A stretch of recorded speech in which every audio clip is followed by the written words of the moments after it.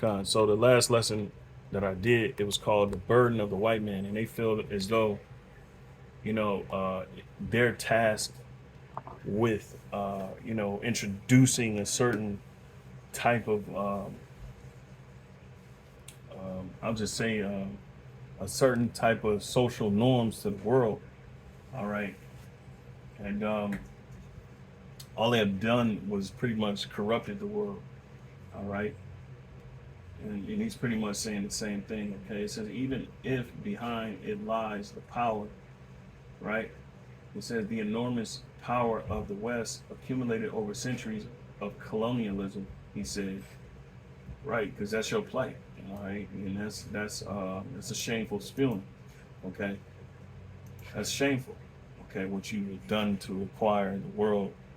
All right. It says the ongoing global crisis is primarily a result of self-confidence exhibited by the collective West and its refusal to take into account and even to hear the position of other international actors. Putin stated, right? Okay, she stoppeth the ear. She stoppeth the ear. All right, and that's why America, all right, the Great Babylon, also known as Great Babylon, the daughter of Babylon, is referred to as a woman, the whore that rideth the beast. All right, and the beast is NATO. Okay, and that whore that's riding that beast, of course, is America. But just like a woman does or doesn't do, she don't take accountability, and that's what America doesn't do. Absolutely not. But this is all part of His blessing. Okay, it says at the beginning of the 21st century, there was hope that states and peoples had learned lessons from the costly, destructive military ideological confrontation of the last century. But it proved not to be the case, Putin noted. Selfishness, conceit, and disregard for real challenges will inevitably lead us into a dead end. And that's exactly where Esau is leading the world, to an all-out war, all right, a world war, the war to end all wars. This is as well as the attempt of the stronger to impose their own ideas and interests on others. It should have become obvious to everyone. It should have, but it turned out that it was not the case. The president stressed. Yep. And so there you have it. But again, why? Why? Okay. Why is Western prosperity based upon worldwide pillage? It's because God, all right, the Most High Yahweh Shai has made it so. So check this out. This is Hebrews 11 and 20. I'm sure all of you should be familiar with the story of Jacob and Esau. All right. Let's get this one too, just to have it ready. Okay, because this world, okay, the main two characters in this world is Jacob and Esau. Okay, so I'm gonna read this first. This is Hebrews 11 and 20. It says, "By faith, Isaac blessed Jacob and Esau concerning things to come." You see, and that represents the future world that we live in now, the modern world. All right, so the Lord blessed them. Okay, of course, throughout the history of mankind. But Esau has pretty much entered into his blessing within the last few hundred years, and he's pretty much at the height of his blessing now. Okay, being that he is fulfilling that blessing. All right, so I can get rid of that. This is Genesis 27, and I'm going to start at 37. It says, "And Isaac answered and said unto Esau, Behold, I have made him thy Lord, and all his brethren have I given." Okay, so that's dealing with Jacob, right? I kind of want to cut to the chase. I know it could be confusing when you don't read into it and cut to the chase, but this is the blessing in which Jacob and Isaac received of their father. All right, Jacob and Esau received of their father Isaac. All right, which we just read.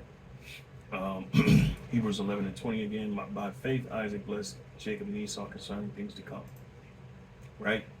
So here's the blessing, okay, concerning Esau, and this is why the West, their prosperity is embedded in worldwide pillaging, right? This is the answer. Genesis 27:39, and Isaac, his father, answered and said unto him, Behold, thy dwelling shall be the fatness of the earth and of the dew of heaven from above. All right. First, we got to get this verse 38. Salaki. Here, let me drink some water.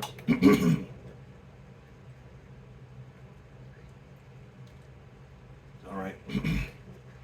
Hopefully that clears my voice up. So, Genesis 27:38. And Esau said unto his father, Hast thou but one blessing? One blessing, my father? Bless me, even me also, my father. Oh, my father. And Esau lifted up his voice and wept. All right, because by this time, Esau is coming in to his father to receive a blessing. But what happened prior is that his brother pretty much disguised himself as Esau and took his blessing, right? Kind of crazy, right? Kind of crazy plot twist. All right. So verse 39, and Isaac his father answered and said unto him, Behold, thy dwelling shall be the fatness of the earth. All right. Now the fatness represents the riches. Okay. It says, and of the dew of heaven from above. Okay, and this is symbolic. It could be symbolic because it could represent the blessings, because the Lord pours down blessings. Okay, and pretty much that's what he's done for Esau. Okay, now a dew of heaven, a dew pretty much covers everything, right? So you see a dew, you see a mist. I believe that's what they call a dew. All right, but you could say that this is dealing with him being blessed, all right, from heaven or the heavens, or the Lord, blessing you, okay? But it says, thy dwelling shall be the fatness of the earth, meaning basically the riches of the earth, all right? We can look it up really quick. Fatness, meaning, okay? The state or quality of having a large amount of excess flesh, or it ain't that. It's excess wealth, basically.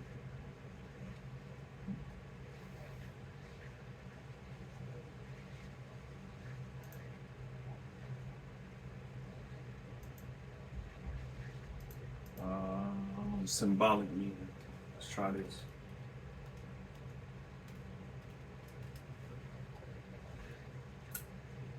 Fatness is used figuratively for the riches of God, God's goodness, okay? And such, it is a translation of this shit, okay? But it gives you all type of examples. All right, so that fatness is what? The riches, okay? And that's why, that answers the reason why you see Edomites, they got all the world's wealth, right? Okay? It says, in the dew of heaven from above, it says, and by thy sword shalt thou live. And this is the point right here. And by thy sword shalt thou live. And let's go into the word sword really quick. And by thy sword, I've done this plenty of times. The word for sword is charab. All right. Which here it says sword, knife, dagger, axis, matter, sword. Sword, knife, tools for cutting stone. Karab. Also a cutting instrument from its destructive effect. All right, now it's gonna get good. It's gonna get good. Here we go. It says charab, and pause, charab with suffix. All right. So going to Hebrew, it says a sword as of lying or laying waste, others as having a significant end. Okay. So here, a sword as laying waste. Okay. And those are the spiritual traits of Esau. Okay, and we see what they do in modern day. It fulfills that sword, all right, that the Lord will Isaac has blessed them with, right? It says, "And by thy sword shalt thou live." The word "live" is chaya, charab chaya, right? So by laying waste, by thy sword, by laying waste, all right, you can substitute that word "laying waste" for sword, where it says, "By thy sword shalt thou live." All right, and here it says to live, have life, remain alive, sustain life, live prosperously. Okay, and who has lived more prosperously than the so-called white man in his military industrial complex? No one. Okay, so by laying waste, he has lived prosperously. Why? Because he's taking the resources from the other nations. It says live forever, be quickened, be alive, be restored to life or health. All right, and it says from sickness, from discouragement, from faintness, from death. All right. All right. And that's why you have Britain, okay, who is a part of the West. They've taken over China, they've taken over India, they've taken over parts of Africa. You have the French or Edomites who've taken over South Africa, many parts of Africa. And you can't even, they can't even sell their own resources. The Hamites, all right, which a lot of Jake is sprinkled in there as well, Western Africa. So in the Congo, you have, tons of resources there that they can't even sell to other nations. And the French pretty much own it. The Edomites own it, all right along with Spain, okay. And then you got the American military-industrial complex, who have pretty much wiped out the Native American population and took over this land, which is wealth in itself, So it's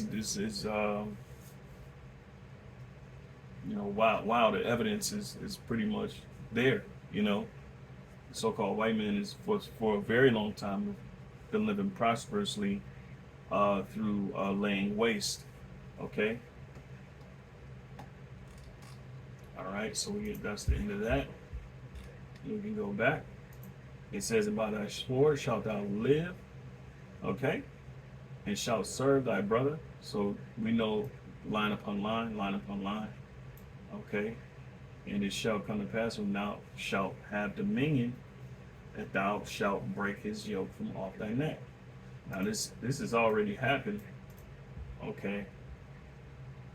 And one of the brothers I had to get help from, the brother Tazawan with this camp. All right, just to refresh my memory, okay, because David took down the Edomites and he put a garrison, all right, in their land, okay, and this here proves the Genesis, this line here where it says, "And thou shalt serve thy brother, and it shall come to pass when thou shalt have the dominion, that thou shalt break his yoke from off thy neck." Now this happened, and this is the how can I say it? What was the word for it?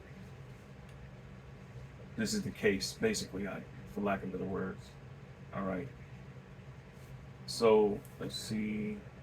2 Samuel 8:13, it says, "And David got him a name when he returned from smiting of the Syrians." And I'm sure you know who David is, a king that was under Saul. Oh, he served Saul. Okay, he slew a giant when he was young, a stripling. Okay, he was anointed to be king over Israel after the Lord had rejected Saul. He was running for his life from Saul, all right, who was king, all right. Just to give you a backdrop on him, all right. And David got him a name when he returned from smiting the Syrians in the valley of Salt, being 18,000 men. And in David's whole life, his whole campaign, his whole life had to deal with him going to war. He was a man of war. He was a man after the Lord's heart. All right. So verse 14, and he put garrisons in Edom, and throughout all Edom, putting garrisons, and all they of Edom became David's servants. Right. And that fulfills the Genesis 27, the line here where it says, and thou shalt serve thy brother. All right.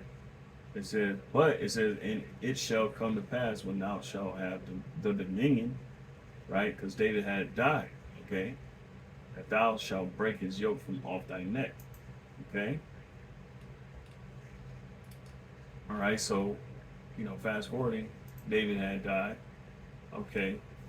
And there's certain remnants of Edom who have pretty much fled, okay, I believe into Egypt to avoid the punishment, all right? But eventually, they broke off, okay? They started to make a king over themselves, all right? And they broke from Judah, okay, who was the head of the king of Israel, all right? So 2 Kings 8:16, it says, the top here, it says, another Jehoram reigns in Judah, right? So 2 Kings 8:16, and in the 5th year of Joram, the son of Ahab, king of Israel, Jehoshaphat, being the king of Judah, Jehoram, the son of Jehoshaphat, king of Judah, began to reign. 32 years old was he when he began to reign. And he reigned 8 years in Jerusalem. And he walked in the way of the kings of Israel, as did the house of Ahab. For the daughter of Ahab was his wife, and he did evil in the sight of the Lord Yahweh. Yet the Lord would not destroy Judah for David, his servant's sake. All right. And the Lord had, a high level of respect to David, which the Lord always preserved a remnant. All right. He always reserved a remnant, okay, of Israelites, okay, and they would make up in respect for David, okay. Okay, it says, as he promised him to give him always a light into his children, right? In his days, Jehoram, right, Edom revolted from under the hand of Judah and made a king over themselves. That fulfills what? All right. And it shall come to pass when thou shalt have the dominion, that thou shalt break his yoke from off thy neck. Okay. So that fulfills that. All right. So that line, those few lines have been fulfilled. But this right here, according to Hebrews 11:20, by faith, Isaac blessed Jacob and Esau concerning things to come. Okay. And him ruling with the sword, by the sword shalt thou live. That's pertaining to the time that we live in now. Okay. All right. And he's being revealed in his time. All right. The son of perdition, the son of destruction, which matches up with his blessing, because he's going to rule with the sword. By that sword shalt thou live. Right. So what's next? Right. I mentioned earlier that Esau and Jacob is the main two characters in the Bible. All right.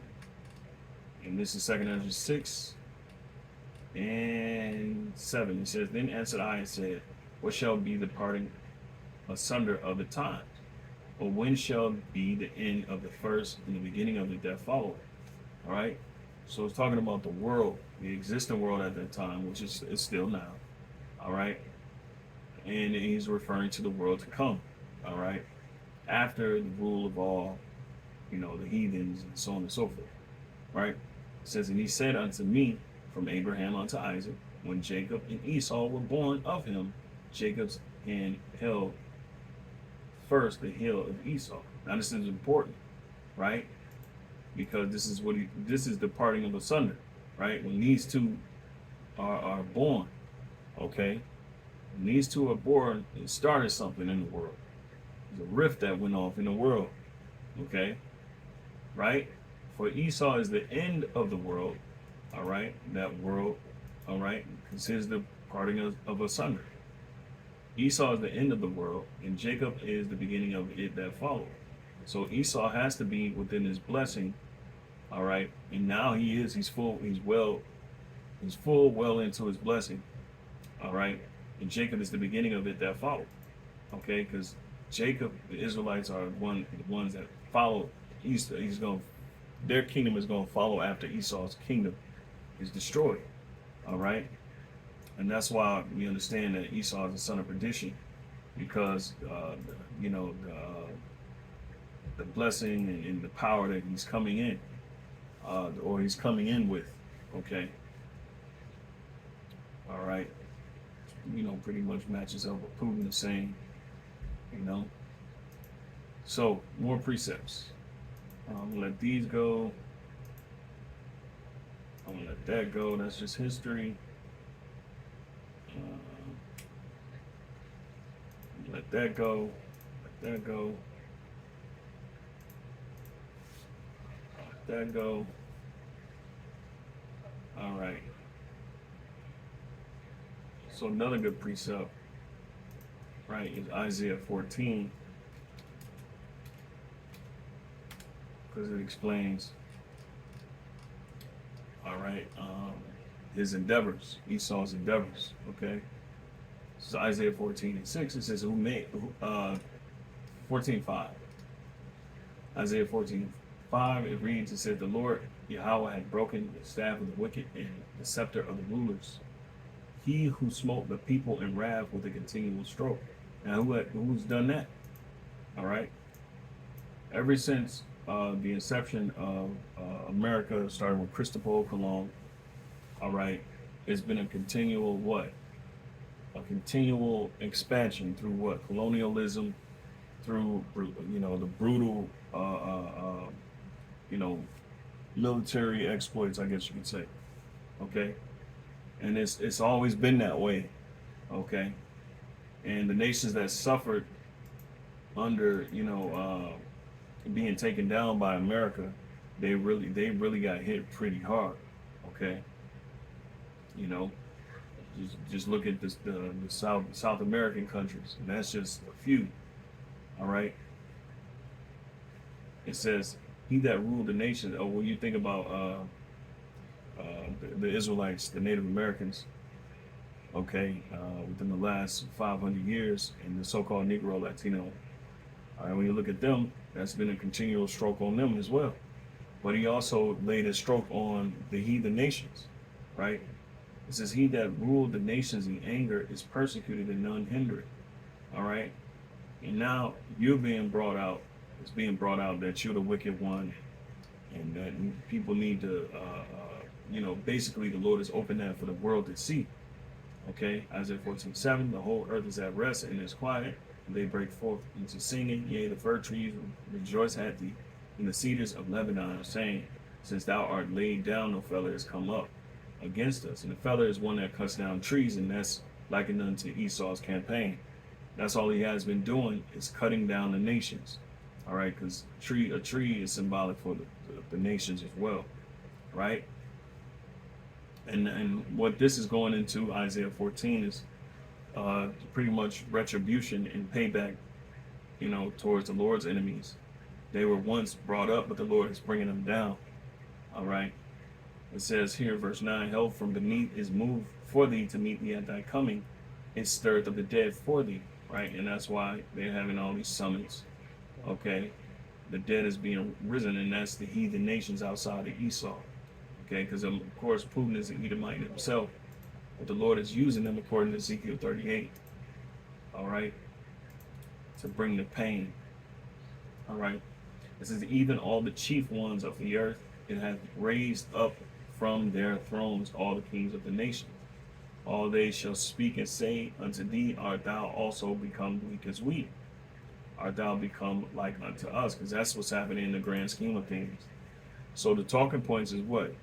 The West has done absolutely nothing but pillage the world, and that's been the origin of your establishment. Okay, so the nations are talking about it and have been talking about it for some time, and they noticing that your ways, the way you have been expanding, is unsustainable. Okay, because a lot of lives have been taken. All right, but this again, it just only proves that what you are the devil, you are the ones that the Bible is pointing out. You are the sons of perdition. You are the ones that what uh, in anger had laid low the nations, have ruled the nations in anger, and now you're persecuted. No one's going to hinder that persecution. So now what? Hell is moved for thee to meet thee at thy coming. What the hell represents the grave. Okay. At your coming is what? When you have reached a certain height. All right. You know, in the scriptures talk about that the Lord has set the bounds, right? The stirred of the dead for thee, and we dealt with that. So let's jump. Verse 10. It says, all day shall, no, verse 11. It says, thy pomp is brought down to the grave, in the noise of thy vows, the worm is spread under thee. All right, and it represents corrosion or corruption. And the worms cover thee. Okay, because now, look at America as a whole. Look at its infrastructure. Look at its the moral standard. It's being corrupted in many ways, but mainly, dealing with its infrastructure, social norms, and stuff like that.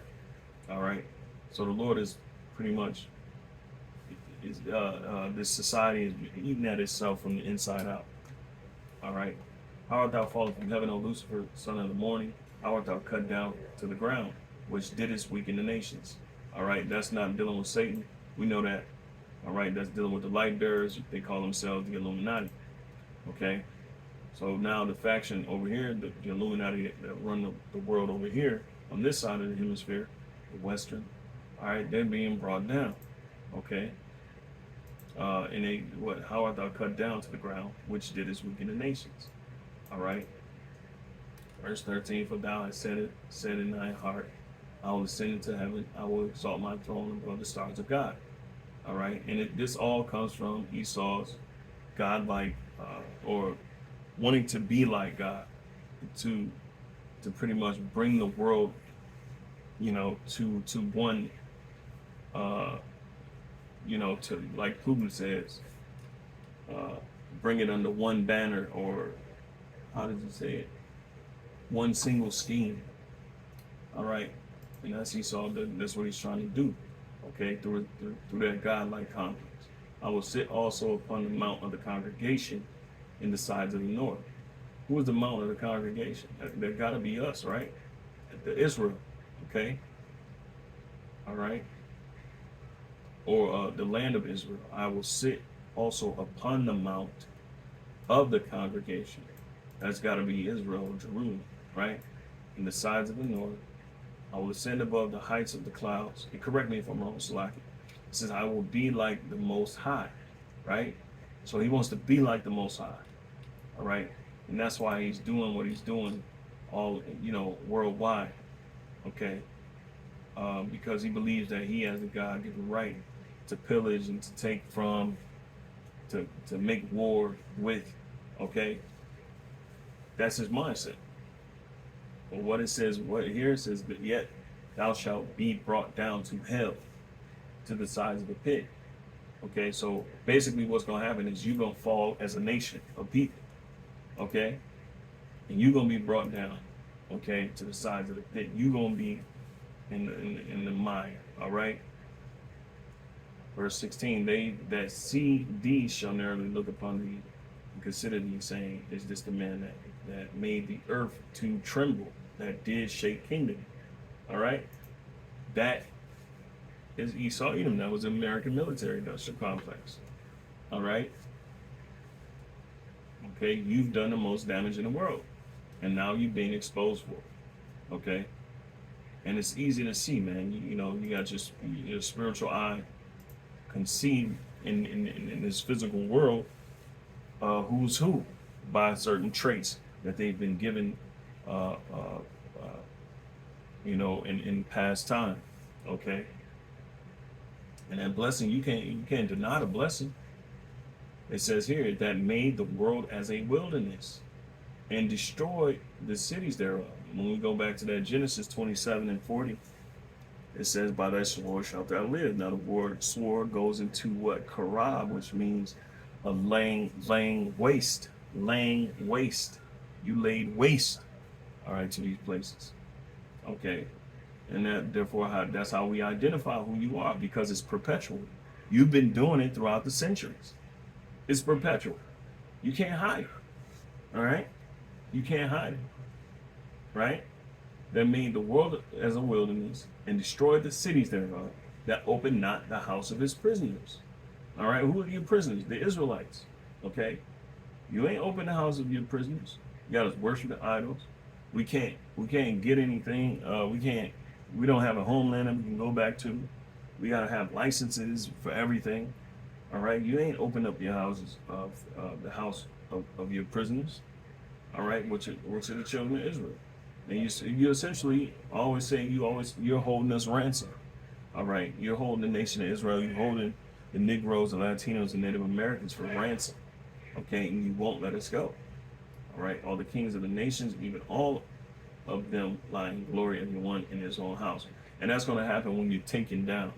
When the Lord, it says here, but thou art cast out of thy grave like an abominable branch, right? As a remnant of those that are slain, thrust through with the sword, that go down to the stones of the pit as a carcass trodden underfoot. All right, and that's symbolic for what's going to happen to you as a whole, as a nation as a whole. All right. Okay, so let's continue trucking, because it's kind of took longer than I thought, but it's okay. Right, Psalms 10.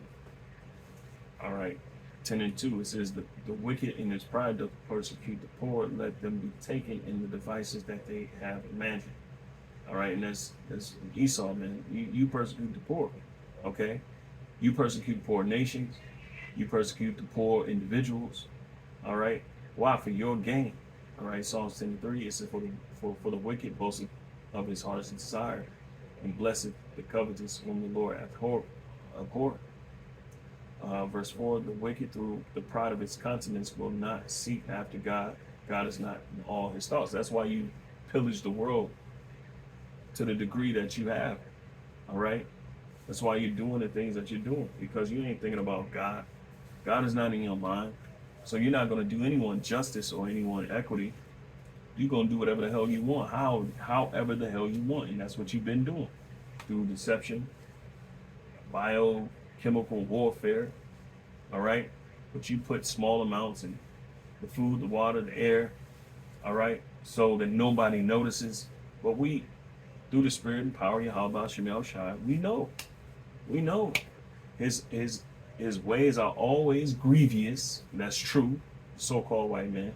Thy judgments are far above out of his sight. As for all his enemies, he puffeth at them. Right? And that's you. All right? You puff at all your enemies. All right? Anyone that doesn't have the democracy template, or who don't accept it, you puffing at them. It says here, bring into a snare. That's your MO, right? The Hebrew word pa, look like it says pawach. All right. It says to puff, snort, to excite, inflame, to puff, pant, for breathe out, utter, to blow, blast. And we know what type of blasting you do. All right. So Salaki. All right, going back, verse 6. He has said in his heart, I shall not be moved. Who is that? The West. All right. That's what you're saying. For I shall never be in adversity. His mouth is full of cursing and deceit and fraud. Under his tongue is mischief and vanity. That's you. That's all you introduced to the world. That's your MO. He sitteth in the lurking places of the villages, in the secret places doth he murder the innocent. His eyes are privily set against the poor. Right.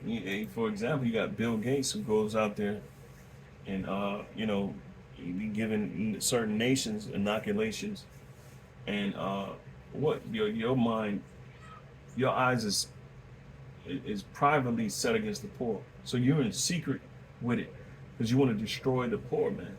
That's you. That's you. Everything that you've gotten is by what? Pillaging, raping, robbing. That's your MO. and you can't hide it. That's why the Lord put the Spirit on us to divide. All right, divide the truth. Okay. All right. Check this out. This is Psalm 73, 4. 73 and 3. For I was envious at the foolish when I saw the prosperity of the wicked. All right. But this is after he says, my feet were almost gone, my steps had well nigh slipped. Okay. For I was envious at the foolish when I saw the prosperity of the wicked. For there are no bands in their death. Meaning basically, you know, he really didn't understand until he went into the house of God, because it says it shall go ill with the wicked, it shall go well with the righteous. Okay, because you reap what you sow. All right, ain't nothing good coming from, you know, perpetual, you know, destruction. All right, for gain. Nothing good comes from that. Right. So here it says, for there are no bands in their death, but their strength is firm. They are not in trouble as other men. Who is that? That's Esau. Everybody else in trouble, except for this devil. They get to roam the earth with what do you call it? Impunity. All right. You get to roam the earth the way you see fit. Proud and you know, proud and violent. You know, that's you. That's Esau, right? Okay. Neither are they plagued like other men. Nobody's plagued like the nation Israel, but ain't nobody. You're not even. You know, you're not plagued. All right. It's like, man, damn, white people ain't going through nothing. You know, the elder one of the elders was talking about that as he's coming home from work. He's seeing Esau riding with their hair in the wind in a drop top convertible, just living life, man. Just living life, you know. But that's part of their blessing, man. You know, they had a fatness of the earth, okay. And that's what you call spiritual traits, okay. And the Lord blessed them for concerning things to come. Verse 7, their eyes stand out. Oh, slacky. Therefore pride compasseth them about as a chain. Violence covered them as a garment. See? Violence covered them as a garment. So they all about violence. Okay? Their eyes stand out with fatness. They have more than heart could wish. That's what you call wantonness, undisciplined, covetousness. That's what you call, that's the definition of who Esau is. They are corrupt. They speak wickedly concerning oppression. They speak loftily. You see, so they don't mind what they do as far as killing and doing and pillaging, in their grievous ways towards men. You know, they speak highly of you. Speak highly of yourselves, proudly of yourselves, and you speak wickedly concerning oppression. All right, and you would, in your psyche, you would dehumanize someone so that you can justify the means of destroying people. All right, they set their mouth against the heavens and their tongue walking through the earth. That's you. All right, that's why nobody can come to peace. God ain't in your thoughts. You ain't trying to bring peace to the world. You think you're God, all right? And then you set your mouth against the heavens by what? By blaspheming. Okay? Therefore, his people return hither in waters of a full cup are wrung out to them. And they say, how doth God know? And is there knowledge in the Most High? Yeah, dummy. It says, behold, these are the ungodly who prosper in the world. They increase in riches. All right? So, right, you're looking to check this out. This is in 2021. It says the countries with the highest military expenditure. Total military expenditure by the country in 2021. Of course, America's at the top with $801 billion. Okay, and they talking about a debt or debt ceiling. You could have paid that off with your, your military expenses, or what you get for the military, spending money on military technology and weapon systems, and so on and so forth.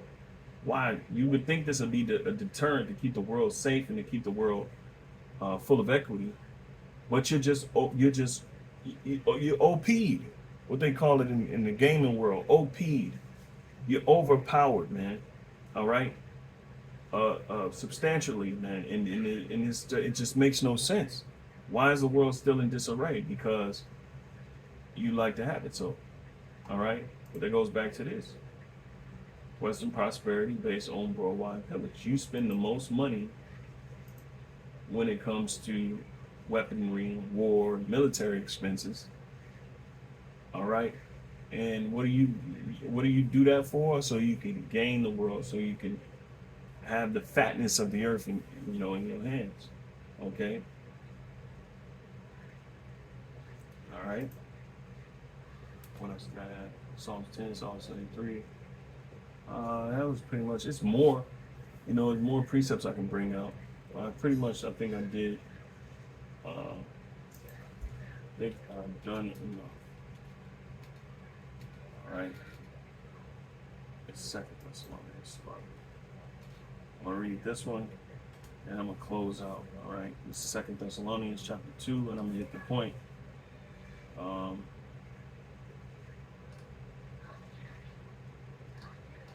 2 and 7, it says, "For the mystery of iniquity doth already work.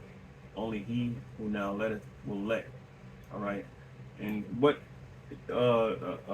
Paul is doing is hinting to the mystery of iniquity. All right, because it ain't fully clear who is the one that's full of iniquity. You had Esau, and he's referring to Esau. Okay, he's referring to Esau, but like he said, he's going to say that he's going to be revealed in his time. But during Paul's time, it wasn't revealed that it wasn't a time to pretty much prophesy against Edom. Now is the time. All right. It says only he who now letteth will let until he be taken out of the way. All right. And so the Most High has to do that, because the Lord says what he has set the bounds. All right. So that they cannot pass, according to Job. All right. It says, "And then shall the wicked be revealed, whom the Lord shall consume with the spirit of his mouth." Now that's happening now. All right. "And shall be destroyed with the brightness of his coming. Even him whose coming is after the working of Satan with all power and signs and lying wonders." That's Esau, Edom. All right. And all the lies and all the wonders that he's pushing in the world. He has all the power. Okay. And guess what? They coming in the left hand side. They coming with the left hand side. And that's the evil. That's the wizardry. That's the witchcraft, and so on and so forth. All right. And with all deceivableness of unrighteousness in them that perish, because they receive not the love of the truth, that they might be saved. But yeah, that's it. Lord willing, this lesson has been edifying. Just more information that prove America. Well, the West is Edom. All right. Well, the West, as you know it, the West, what's comprised of the West is United States. Then you got the European countries who are in league with America. But eventually, those European countries are going to break off, according to prophecy, and they're going to turn against America. So with that, Lord willing, it's been edifying. Hope I ain't been all over the place. Until next time, I say shalom.